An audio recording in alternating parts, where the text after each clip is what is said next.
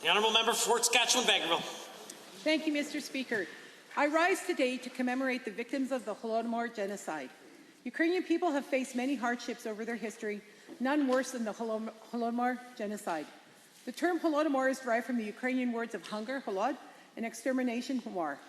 The Holodomor is a deliberate, planned famine enacted by the communist regime of Joseph Stalin to punish farmers who refused to participate in the communist collectivization of their lands.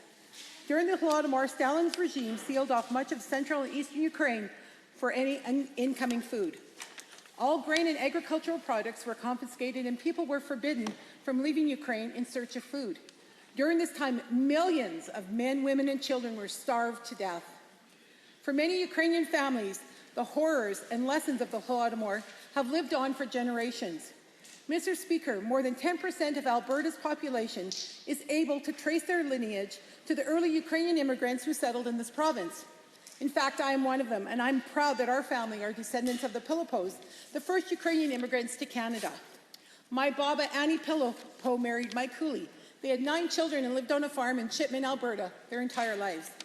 When I would go to visit Baba, I would sit on her lap and on her apron, and often it would be lumpy. "What's in your apron, Baba?" I would ask. She said, "Potatoes." You see, my Baba would carry a few potatoes in her apron at all times because she said you never know when you might need them. I remember this about my Baba fondly, but I look back on this and reflect the great sadness behind it. So while we as Ukrainians love food, we also value and cherish food because of its dark chapter in our history. Here in Alberta, we recognize the Holodomor as a genocide, with the 4th Saturday in November of each year serving as a day of remembrance for victims.